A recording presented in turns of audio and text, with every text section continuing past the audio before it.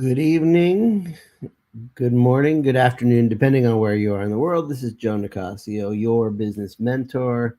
And tonight we're going to talk to you about why self reliance is so important. Again, self reliance, I think, is a very worthwhile value. It's something very important to me. I think that we've created a world where there's a lot of employer reliance, or government reliance, or charity reliance, or family reliance. So let's talk a little bit about why self-reliance is so important. So, there's plenty of advice out there that tells us how becoming more self-reliant, and it's important.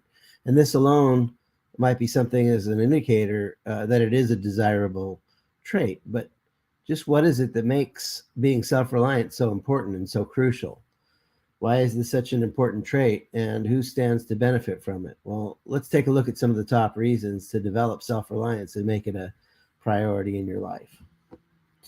So, experiences. Say you always wanted to visit Hong Kong and no one will go with you. What do you do?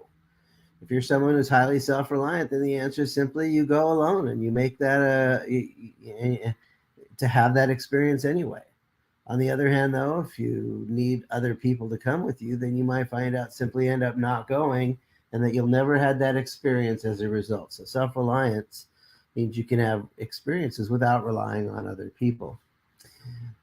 Skills. The self-reliant person is someone who deals with their own boiler when it breaks, and who may even try to repair their car when it fails to start. In other words, the self-reliant person is someone who's very capable, and that's because their first impulse is to solve problems themselves rather than get somebody else to. As a result, self-reliant people are more practical, capable, and impressive than their reliant counterparts. So, say you want to start a software company that's a SaaS company. The self-reliant person will learn the software and program it and create the SaaS software. The reliant person is forced to hire somebody, which could be very expensive. So the self-reliant person either has the skills or gains the skills to get stuff done without relying on someone else. Relationships. Many people think that good relationships are defined by the time you spend with someone. Often, though, the reverse is true. And it's actually the time you spend apart that will define how likely a couple is to make it. The reason for this is that being independent gives you more individual experiences and stories, and so more to talk about.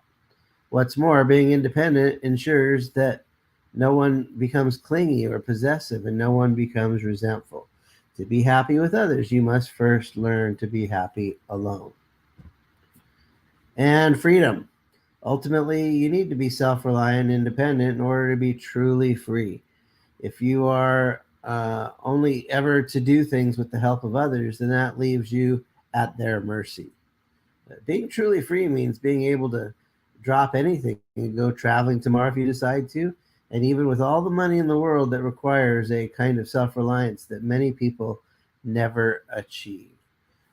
So, if you'd like to be more self reliant as an entrepreneur, let me buy an hour of my time. Let's get you on my calendar. Go to schedule.employeeescapeplan.com.